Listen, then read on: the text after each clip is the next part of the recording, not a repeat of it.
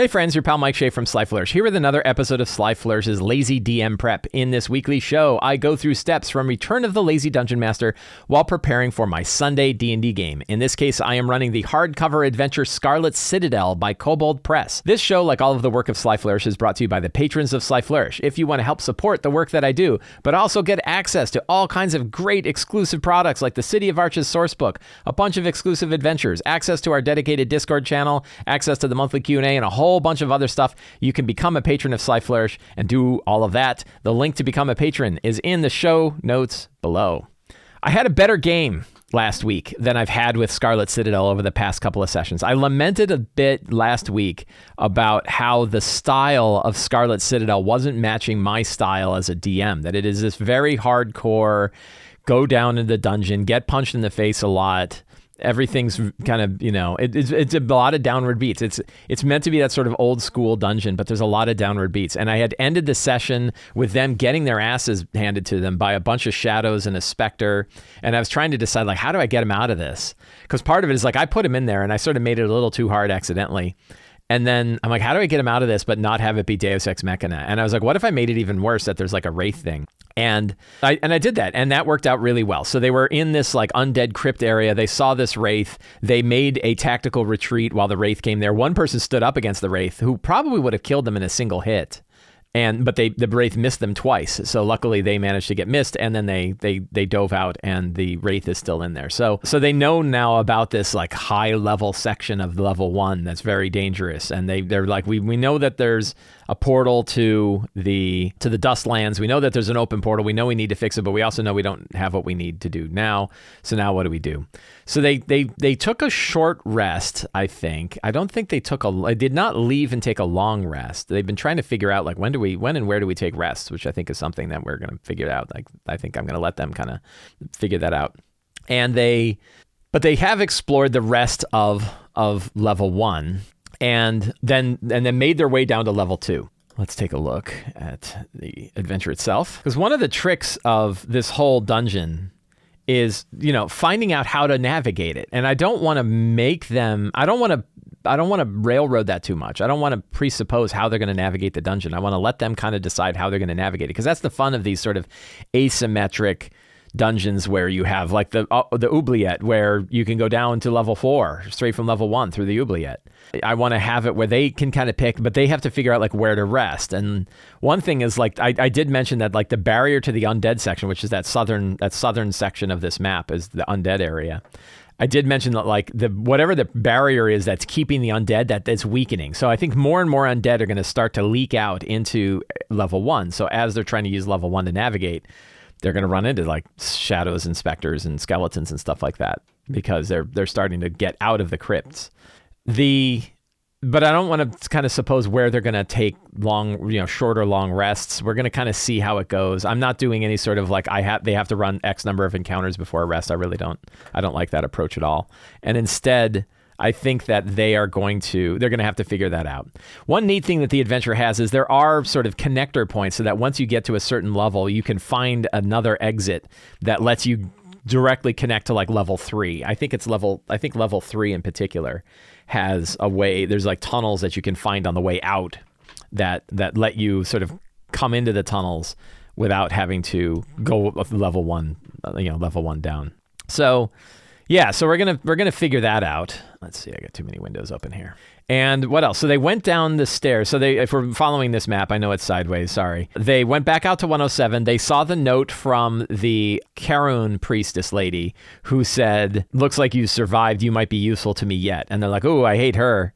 And then they wandered around and they went into 108, they went into 109, they went into 111 and they saw the rat thing. They went into 110 and they fought the mud mephits. And then they went down the stairwell on 112 to level 2 and they began their journey in level 2. Level 2 is what we're going to do most of our prep for today, because I expect they're going to stay on level 2. I don't think there's a lot of connections to level 3.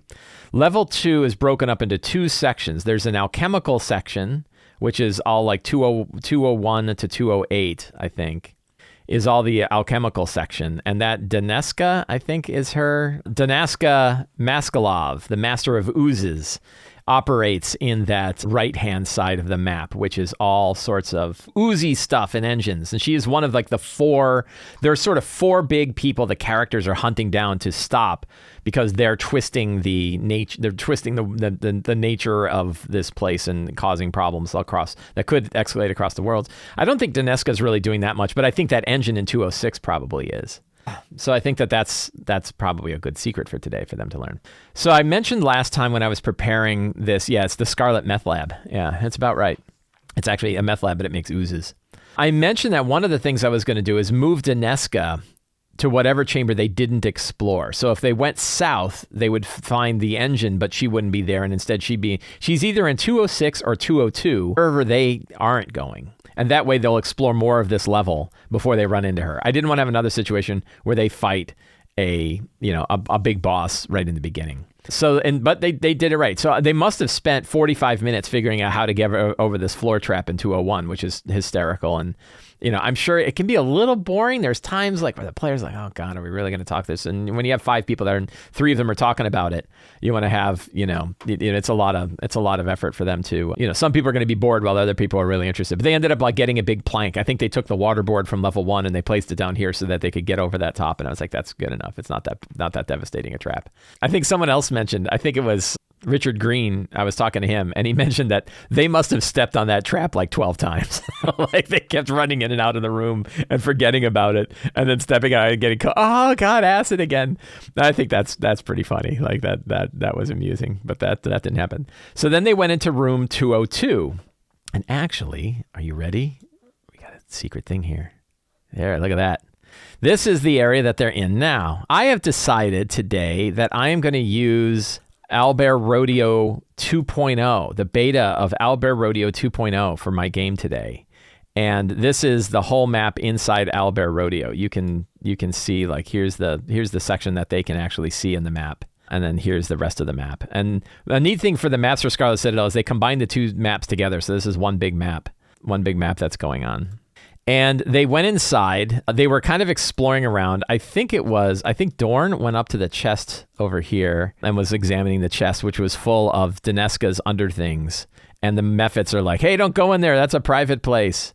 And then something else. They were talking about all of the different wheels and widgets and gadgets that were exploding. And then boom, it blew up.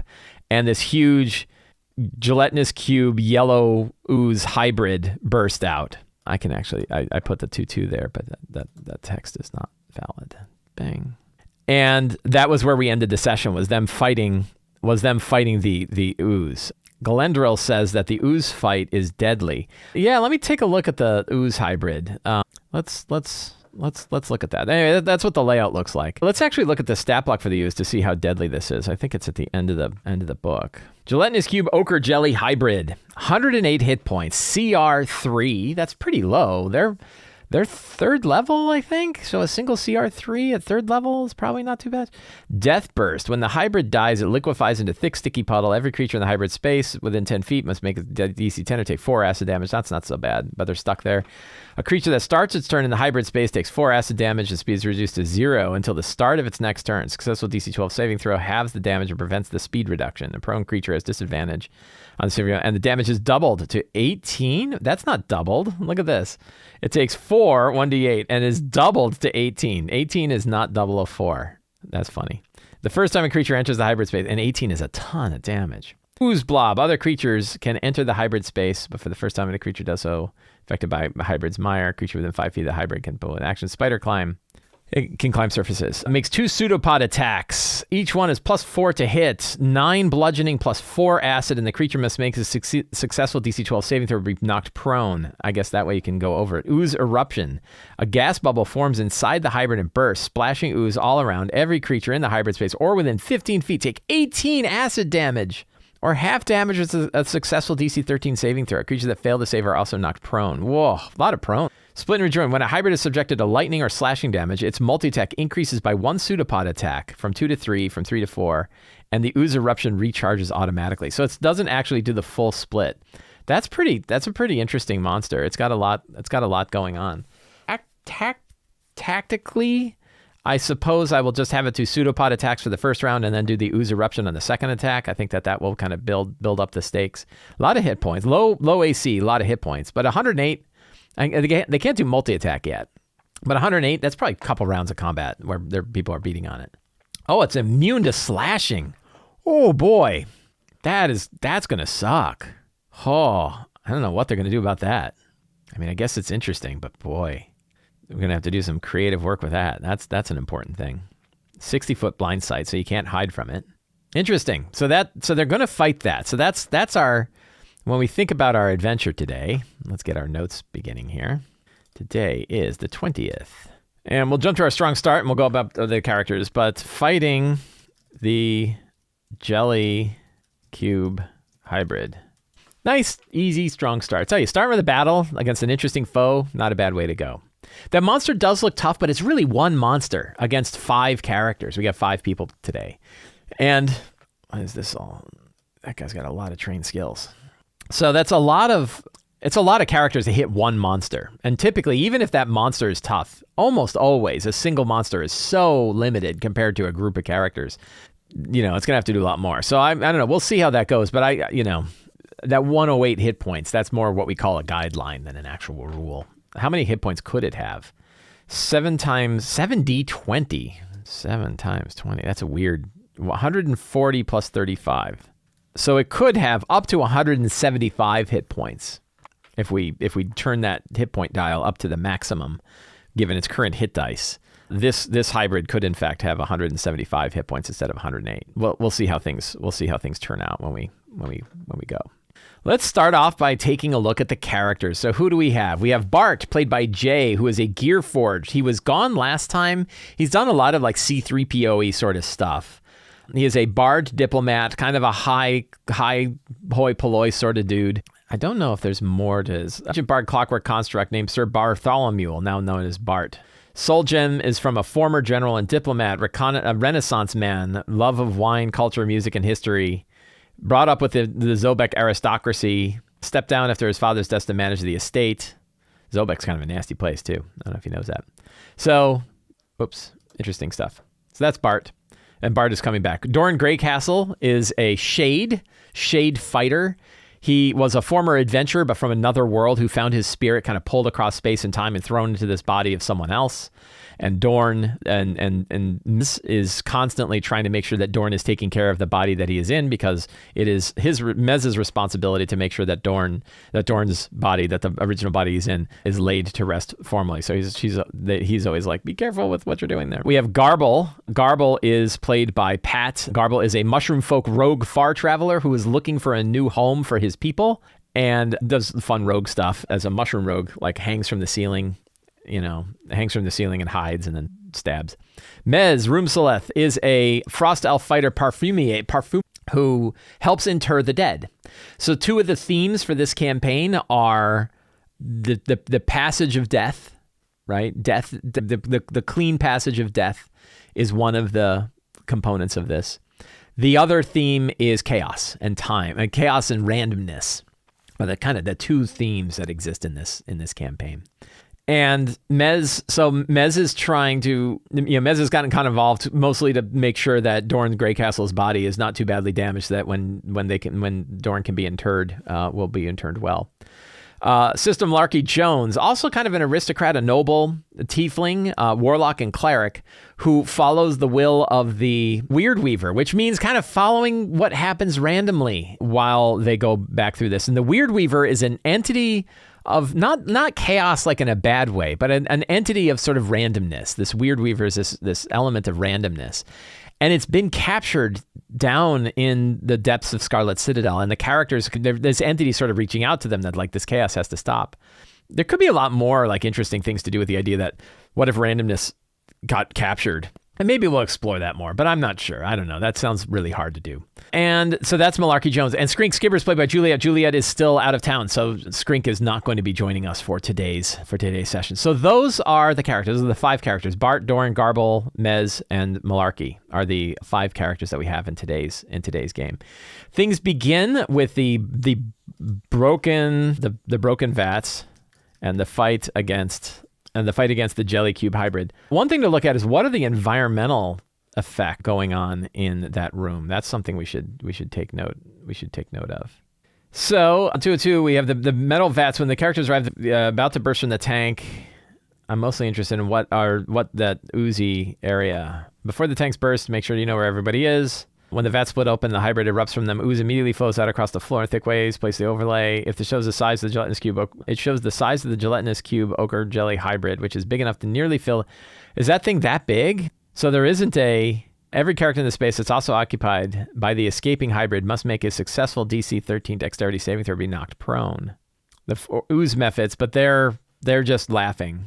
So it sounds like I made a stat block, but maybe the Ooze hybrid really huge? Gargantuan. So it is filling the whole room. So I have this little map here. Let's go to the map. But boy, it's actually more in here. And that whole area in the center is where the Ooze originates from. And how's the reach on its tendrils? They're only 5-foot reach for the pseudopods, but I might make those bigger if people are far away, because they'll just stand back and shoot it to death. And that's lame. Can it move? What's its speed? So it can move, but not a lot. Interesting. So it's kind of an interesting, because I don't think anybody, we'll have to look at our other Owlbear Rodeo to see. Let's see if I can pull that up. I'm going to look at we used Owlbear 1 to begin this battle. And I'm going to take a look and see where they ended. Because I want to put them in the same, in the same spot. Oh, look, I had Orcus. We can delete Orcus. Boom. So that's not far off from where I had them. I'm going to move everybody to where they were in the spot, even though we're switching over to a new Owlbear. And we'll put Bart next to. They're actually in a surprisingly good spot considering how big this thing is. That's kind of interesting. So, yeah. So that's what it looked like in the old one. This is what it looks like in the new one. So I think it's all set. All the doors have baffles, so the Ooze can flow through the doors. Yeah, the whole green area is the Ooze. Right. It does feel like a battle that can go very easy or very hard. I think I'm going to have its pseudopods be able to reach the entire width of the room, so it can pseudopod people even if they're not stuck in the Ooze. I can try to pull them in. I think that will be good, just to make it a little tougher. So that's good. So that's very interesting. So that it doesn't mean there's an environmental effect. It is the environmental effect. So that's good to know. I'm glad we looked that up. So scene-wise, what do we have? We have facing the Ooze, or the cube jelly hybrid, exploring the eastern side of level 2, Oozes, dealing with Daneska Maskalov, then probably traveling over to the time-twisted side, dealing with Kagoth Z, the Twister of Time. Somewhere in there, they're probably going to have to take a rest. And we'll figure out, I'm going to kind of let them determine that. I'm going to kind of let them determine when they want to take a rest and how they want to do that and how they want to explore this. I'm not going to presuppose what direction they go on the map or anything like that. So I think that works out. So secrets and clues, I'm going to cheat and I'm going to just take a look back at last week's notes and see what secrets and clues did not get exposed, because I think a bunch of them didn't. Unnatural rift between the Hullzanger crypts and the Drylands. They learned that. Undead are drawn to the statue of the Hullzanger ancestor drawn up in the mortal world. They learned that. Necrotic force of the Dryland is awakening skeletons and wights and drawing incorporeal creatures like Spectre, Shadow, and Wraiths. They did know that. The portal must be closed to stop this incursion, but the characters now have required power. They learned that.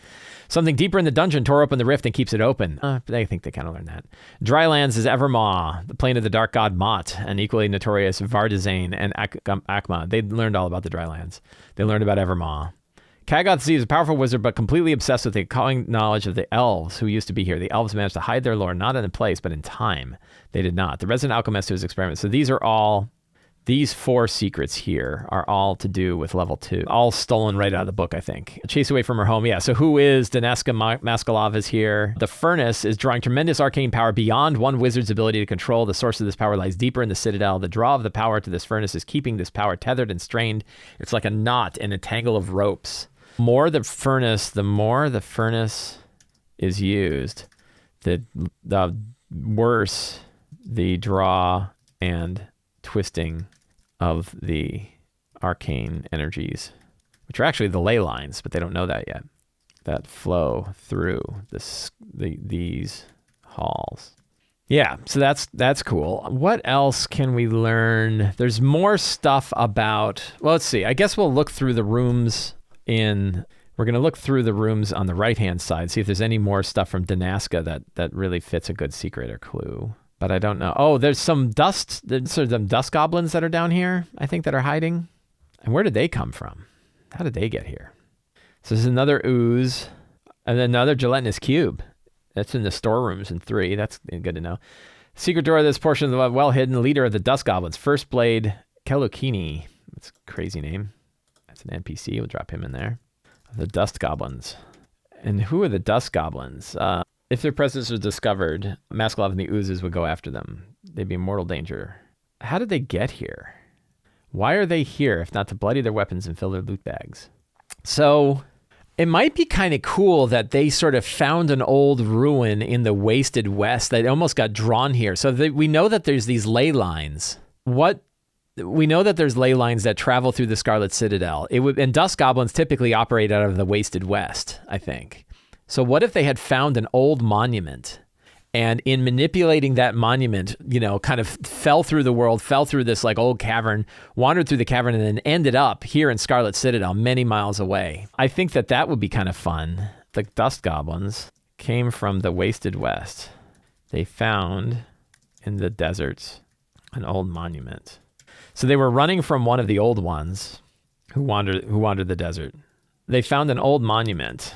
What monument did they find, you ask? Let's take a look at the Sly Flourish random generator. Monument. Midgard. Flaming moon's touch carcass of Sarista, the elven goddess of night and magic. That's not bad. Star-touched necrotic ship of Kespetan, the dragon lord of stone. I kind of like that.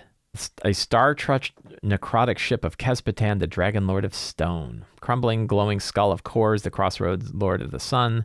Stormy cursed wall of Marina, the red goddess of winter. Entombed, crumbling, carved rock of Marina, the goddess of winter. Cracked, holy skull of Mammon, the lord of greed. Bloody floating tree of Sif, the northern sword maiden. I think we're going to go with Kespetan, dragon lord of stone. I think that'd be the kind of thing you'd find like out in the desert. It's pretty cool. Star-touched necrotic ship of Kespetan, dragon lords of stone. So what happened? They went into this ship. Did they end up in the ship fell through the world and splashed into a river? They followed the river, and that river is what took them to the lower levels of Scarlet Citadel. The river, and then they kind of made their way up. They don't really remember the path, but they've been kind of trying to escape by going upwards. So they've been going against the grain. Right, they're going the opposite direction that everybody else is going. So let's see. They went through. That's the time tunnels. How did they get up? Like, how would they have crawled their way up? Is an interesting question. So here's the Dwarven Barracks. There's the Oubliettes in 316. That's the other connection. So what's the path down from here? So there's a couple stairwells. 301 has a couple of different stairwells that lead to different places. I mean, it could be that like they don't really remember the exact path that they took. But I think the river's like on the lowest level. So this is what level is this? This looks like 4. So that's 3. But this one has 329. That looks like an area. That looks like an area that could come by water. Shrine of Charon, right? And is this the one that has a stream flowing past this shrine is a small branch of the Black River that flows through level 5. In a world where spatial relationships make sense, the shrine is about 120 feet above the level of the Black River, but the Black River isn't simply flowing water. It's a current of magic. Yeah, so I think they ended up here. They got to 3, and they've been crawling their way up, sneaking through, and made it up to level 2. So the dust goblins found themselves on a ghostly ship on an underground river that ended up in a old dwarven chamber filled with trollkin and some owlbears, right? Nasty owlbears. Made their way up here, sneaking around, and are looking to escape back to the surface. They think they're still, the dust goblins still think they're underneath the wasted wests, but they're actually very far away, having been drawn by the river under the citadel. I think that's pretty cool. I think that gives us some room to see, we get some opportunity to learn a little bit about the Wasted West, and we can actually do that right now. What we have here is the Midgard World book, the big campaign guide. If you only get one book from Kobold Press about Midgard, this is the one to get. This is a 466-page source book about Midgard. And as much as they have been expanding it out with books like the Southlands, the upcoming Wasted, the Wasted West, I think they're calling the new one. The Wastes, I don't know, something. All of the other books that they've expanded on, they're all rooted in this, and you could just use this book and get so much out of it. It is packed with lore. It is really, really fantastic book. The more I read it, the more I love it.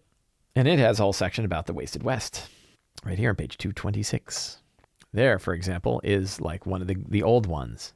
No region inspires more tales of terror across the face of Midgard than its ruined western reaches, once verdant land permanently ravaged by great mage wars. Puckered ragged scar of desiccated land tears across the edge of the Green Duchy of Valern and down to the coast of the giant haunted Carnassian Peninsula. Desolation as one moves forward. Blah, blah, blah, blah. Lots of regions. The Dreadwalkers. All right, so we're going to grab a little bit of this. Just grabbing chunks of history about the Wasted West that I'm going to throw into my notes here. But I love the idea of the Dreadwalkers. Who doesn't love Dreadwalkers? Cool.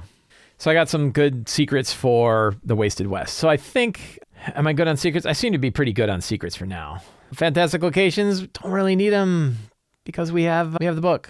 So you don't really need a section. We have First Blade, we have Daneska Maskalov, we have Kagoth Z, she might show back up, so I'm going to keep her in the notes, is Ushalux. NPC-wise, I don't think there's any other NPCs that we've got here. Monsters, again, they're in the book. Always worth having the Deadly Encounter benchmark in mind so we know if we're going overboard. In this case, they are third level, I think. I think they're third level. And there are 5 of them. That's 15. 15 divided by 4. Math is hard. About 4. So the Deadly benchmark is about 4. A cat decided to run across. What are you doing, kitty? You see the cat tail go zipping by. Treasure. So there's treasure in the book. It's worth us taking a look at the characters and saying what kind of stuff might they be interested in. Bart is, what is he? He's a bard. They love instruments of the bard, boyo. But a spellcasting focus. It looks like a crossbow might be fun. So potential magic crossbow. That could be a good time. People like that. Either a magical crossbow or a way to modify a crossbow. That would be fun.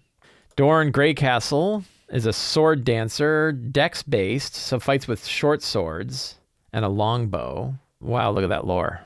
So short swords or a longbow would be good. Armor, of course. Who doesn't want armor?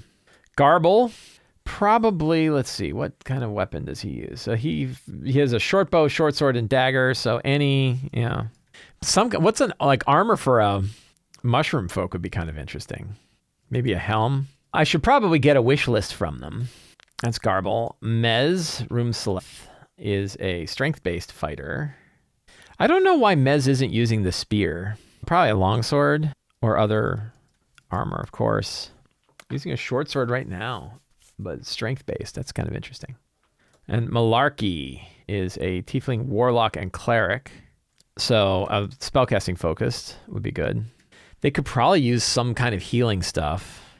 Armor, of course.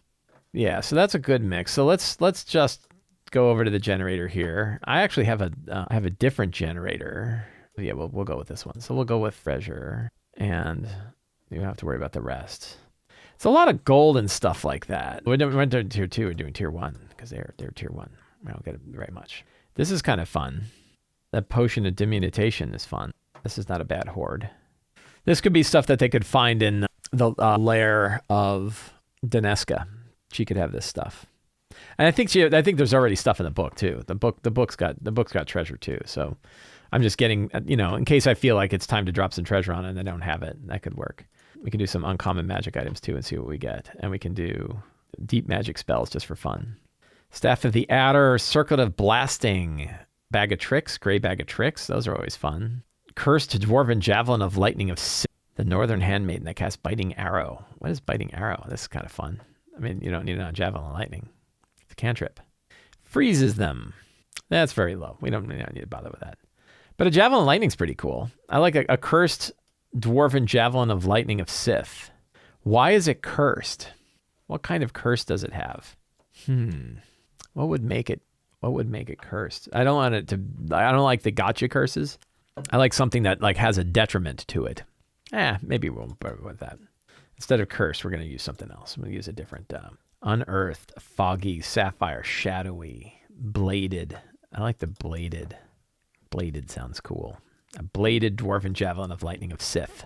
It looks pretty cool. What other Temporal Dark Elven +1 suit of scale mail armor of Valoon, Crossroad Master of Fire and the Anvil. That casts Nightfall. What does Nightfall do? You call upon the knight to arrive ahead of schedule. You call upon the knight to arrive ahead. With a sharp word, you create a 30-foot radius cylinder of night centered on a point on the ground within range. Cylinder extends vertically 100 feet. The area inside the cylinder is normal darkness and thus heavily obscured. Creatures inside the darkened cylinder can see illuminated areas outside the circle normally. That's kind of fun. That's kind of cool. I don't know much about dark elves in Midgard. And actually, I think I might, just for lore's sake, change that from Dark Elven to Shadow Fae. And I might change instead of Valoon Master of the Crossroads of the Anvil, we might change it to one of the Shadow Fae deities. So for one of the other groups I have here is, where is it? Tides. So we'll do Ebon Tides and see. Goddess of Deer and Hunters, Alaros, Icaros, Nalgavar, the Master of the Violet River. That sounds fun. Let's do that one. That casts the spell Nightfall. That's cool. Those are a couple of cool items that people would be interested in. I dig that. So I think we're good. I think we're good on treasure.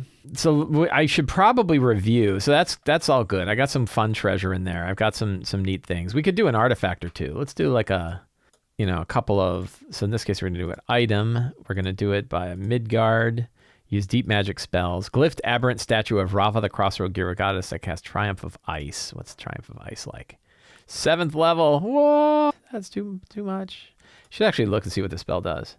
You transform one of the four elements. Air,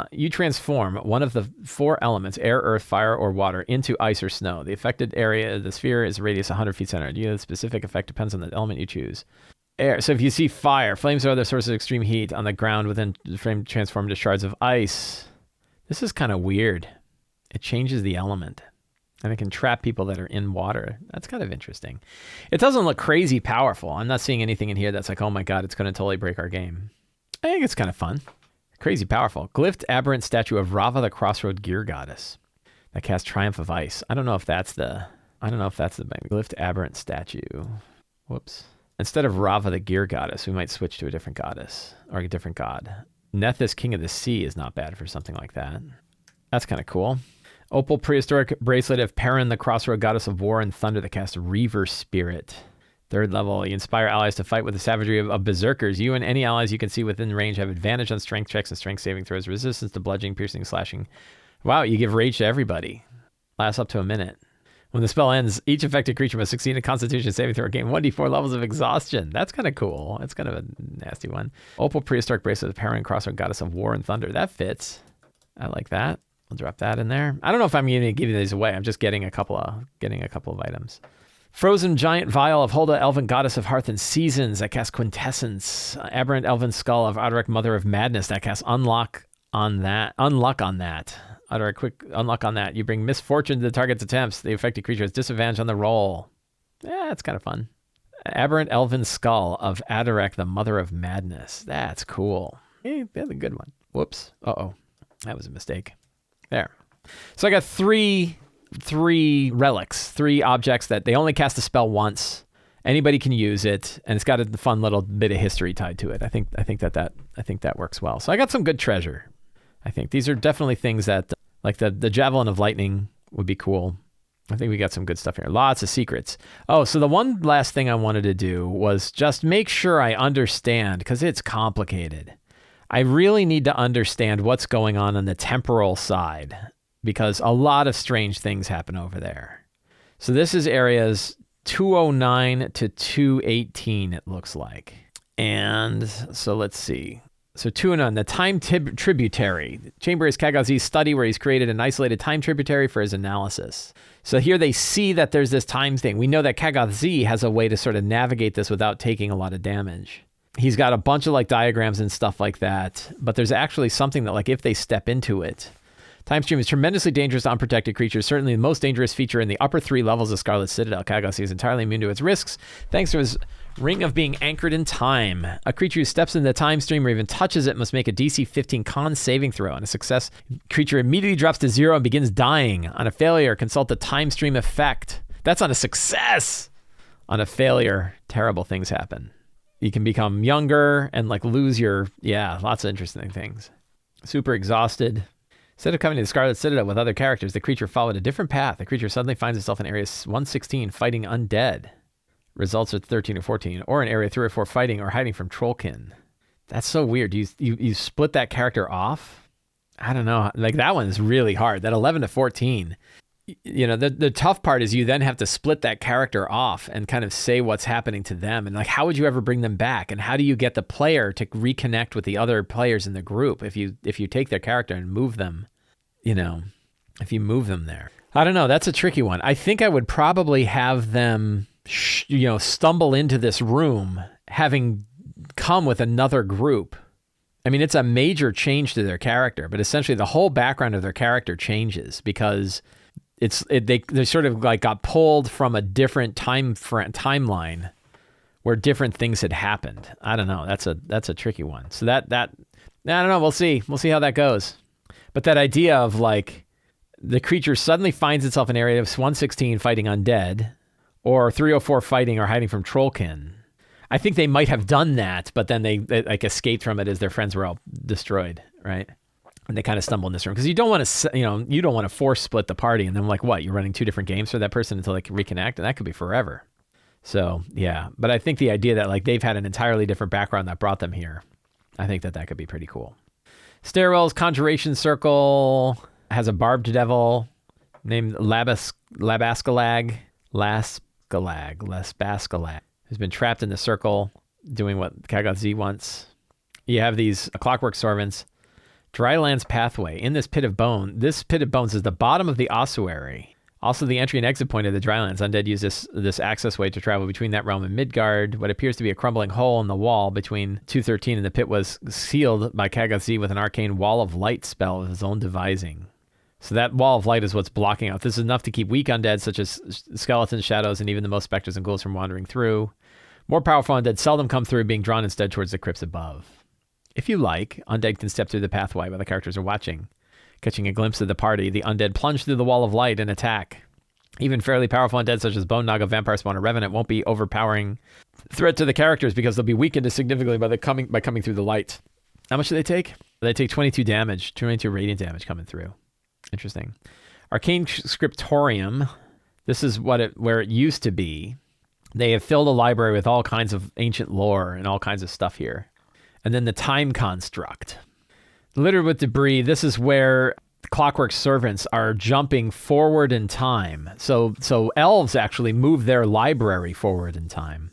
I think this is really neat, where any of the characters that get sort of caught up in this and get thrown through time, they get to see all of these different worlds that exist at different points of time. Things happen to them. But look at this. Like, this is one where you're like, man, boy, the writing.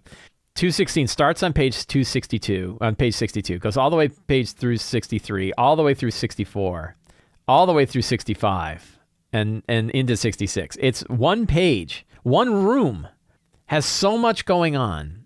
I could write a whole adventure in that amount of space. There's a lot going on in this room. So we're going to have to play it by ear. When they get to this section, and I don't know if they'll get to it today anyway, so we'll have to figure this out. But there's a lot of like, essentially they have ways that they can be jumping around from place to place and time to time. And there's this whole chart of where they might jump in and what they might face when they come there, and that they have to get back to the object to do it.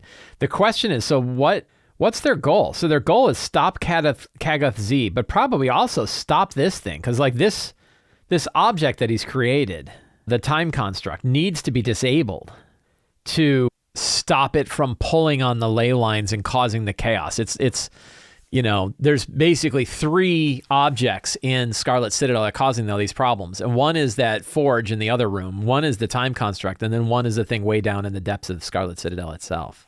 The Gellert's experiment is what's causing the other big problem. So the question is, How do they disable this thing? I think it'll be fun for them to jump around in time a little bit. So let's see. Amethyst brush significant on deeper levels of Citadel. Oh, yeah. So the big question is, what do they have to use to disable it? I suppose that, like, just attacking it's not going to do it. But maybe maybe Kagoth Z's ring. Because he's wearing a ring that prevents him from getting it. Maybe if the ring is sort of thrown into the... the reason he doesn't go is he can't go with that. But if he throws the ring in it, boom, it could disappear and it could zip away and never come back. This is some funny Numenera level stuff in here. 75,000 years in the future. It's pretty funny. In case of protective bubble and shield against any harm, nothing that can happen in this spot in the past can harm in the scriptorium. So this thing is jumping from world to world. And every time it jumps back and jumps back out again, that's twisting the time further. How do they make sure it doesn't ever return to this time? What can they do to make sure that this thing doesn't? What activity can they use that ensures it never jumps back to this place again? This little part, far more dangerous than any of the creatures they might meet, and potential for the characters to wander away and not return to the time construct when it's ready to depart. The time construct never follows the same route through time twice. In other words, it won't come back for them. So if the characters are left behind in the past or the far future, they're unlikely to ever get back to their own time. The Clockwork Servants explain this urgently if the characters don't grasp it. Characters left behind are simply out. So I think that they could reconfigure it. This is a secret here. One who possesses Kagoth's ring and the instructions for recalibrating the time, whatever this thing is called. What's it called? The time construct. Can set it randomly so it will almost never return back here again. It will pull the time, the ley lines, but not here or now. So they can sort of like recalibrate. So they have Kagoth's ring, which is sort of like a key. They have instructions with Kagoth has written down or has it. And the constructs know this stuff. And they can use the instructions and use the ring to recalibrate the construct because it doesn't follow the same path, but it always returns here. But they can change it so now that one is no longer a part of the regular path either, and it disappears and it will never return. It will never return in a lifetime.